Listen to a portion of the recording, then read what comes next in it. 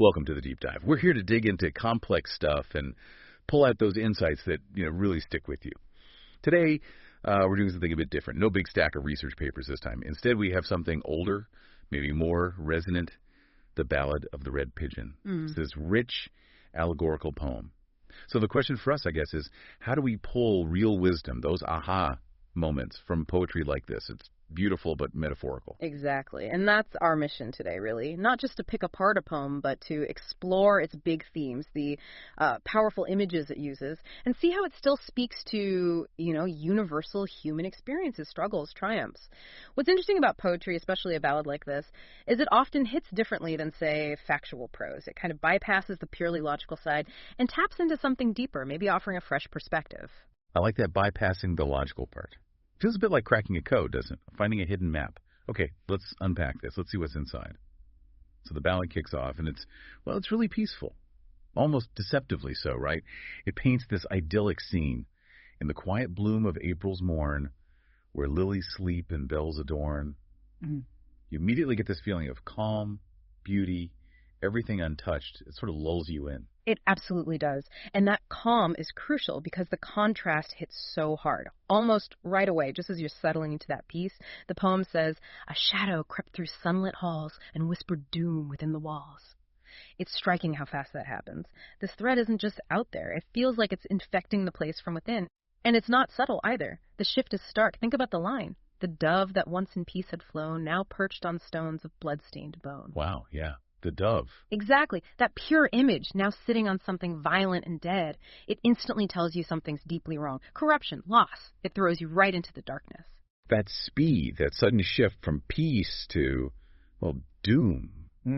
That's really effective, isn't it? It tells you straight off, this isn't just scenery, it's setting up something serious. Makes you think maybe how even secure-seeming peace can have these hidden vulnerabilities creeping in. Precisely. It transforms innocence into something broken. Okay, so we have this shadow, this corrupted innocence, but who's behind it? Who benefits? The ballad then points to the leaders.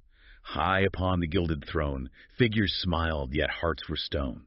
Right there, you get that clash. The outward appearance, the smile, versus the inner reality, stone hearts. Superficial charm hiding cruelty. Yes, and it goes deeper into how they deceive. It says, "Their gold-tongued words dripped sweet deceit, while innocent souls fell at their feet." That's potent stuff. Gold-tongued words, sweet deceit. It speaks volumes about manipulative language, rhetoric that sounds good but leads people to ruin. And it's really chilling is the next part, about willful ignorance.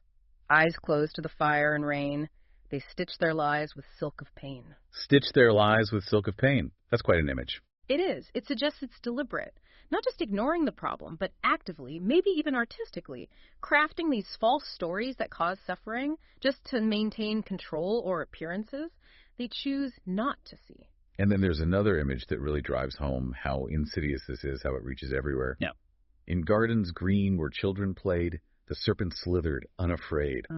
That hits hard. The violation of safe spaces, innocence, the serpent in the garden comparison. It feels primal, that betrayal. Absolutely. And if you connect that to the bigger picture, it shows the lasting damage. The poem follows with, "Its venom touched the roots of trust, turning blossoms to ash and dust." So it's not just individuals being harmed, it's the very foundation of trust in that society being poisoned, destroyed. Where there was life and beauty, now there's just desolation, barrenness. So the takeaway is, watch out for those smooth words and easy smiles. They can hide real destruction, eroding trust at its very roots. Exactly. It's about seeing past the facade. So things get even darker, if that's possible. The ballad turns to those who should have helped. The protectors, the truth tellers. It says, the keepers of law, the heralds of truth, hid behind veils, aloof from ruth. Ruth meaning compassion, right? It's just shocking. This idea of them abandoning their duty, hiding, lacking compassion. Yes, and this section feels incredibly relevant today, The deliberate manipulation of information. Listen to this. "Screens flickered, lies in the candlelight, while shadows danced in the sacred night." That's not just misinformation. It feels like active distortion. Official channels spreading falsehoods, creating a fake reality, like a puppet show almost. And it even hints at deeper things going on, hidden plots.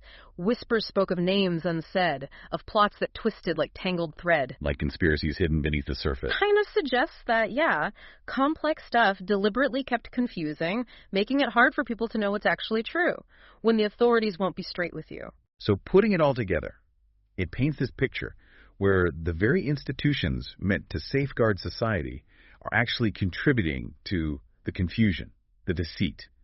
That feels like a profound betrayal, doesn't it? Undermining everything. It really does. The danger is immense when the guardians of truth become its jailers.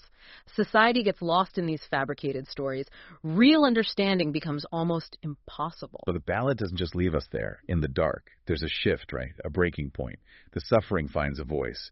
From hollow tombs and shattered homes, the silent cry of the victims foams. It feels like the pain just can't be contained anymore. It has to erupt. Exactly. And this is where it turns into a direct call, a plea for awareness. It literally says, awake. It says, oh, sleeping land, lift your gaze, lift your hand. So it's not just complaining. It's demanding action. Wake up, pay attention, do something, internally and together. And this part is fascinating, how injustice is remembered.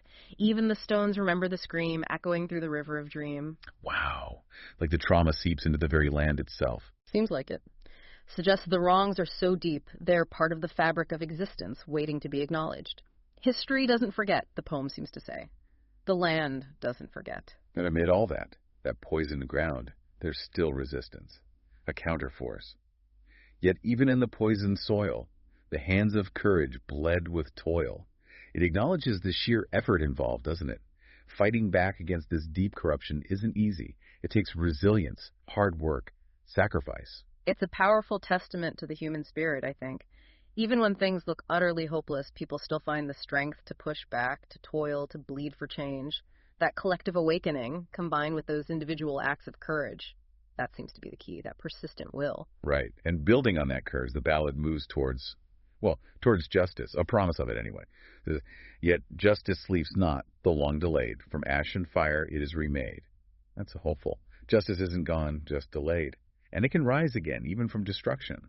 A renewal. Precisely. And there's this sense of certainty about accountability. For the wrongdoers, it says, the guilty cloaked in shadows deep shall find no solace, no dream of sleep. Implying they can't escape, not really.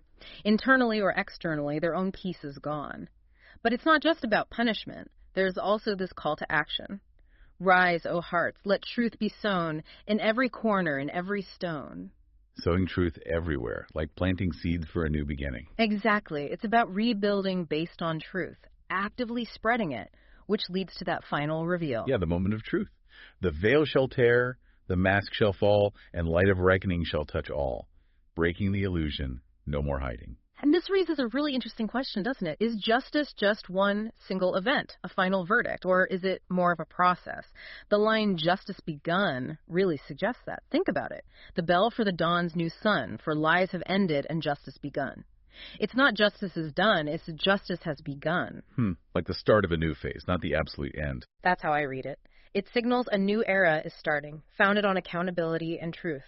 It implies justice isn't a destination you just arrive at. It's something you have to keep building, maintain, a continuous journey. That's a powerful thought. Justice as an ongoing commitment. Right. The insight is that while it might take time, justice eventually comes. But its arrival isn't the end credits rolling. It's the start of the hard work of maintaining a truthful, accountable society. So the ballad wraps up. It leaves us with these lines about its own legacy, its enduring power. The story carved in memories keep, of courage awakened from the deep. And though the night may press again, the ballad lives and speaks of men. It's saying the story itself lasts, becomes part of how we remember, how we understand courage. Yeah, it really hammers home that cyclical nature of things, the fight for truth, for justice. It comes around again. But the ballad lives, it says, not just as history, but as a reminder, maybe even a guide for the next time darkness presses in. It highlights our capacity for both terrible deceit and incredible courage. That potential for awakening is always there. You know, like old myths or folk tales, they stick around because they capture something essential about being human, about the choices we always face.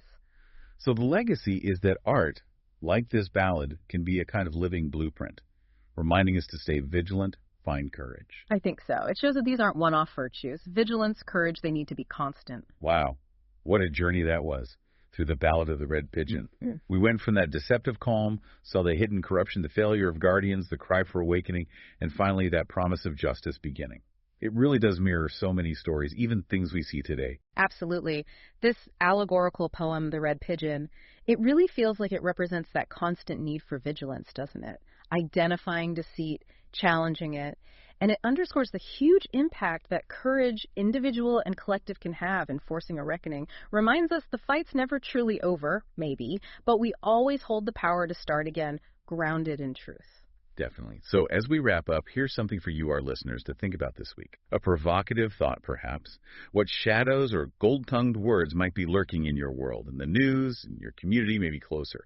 And what might it look like for awakened courage to bring the light of reckoning to them? How could you play a part in sowing that truth in every corner? Knowing justice is this continuous beginning. Just something to mull over. Thanks for joining us on this deep dive.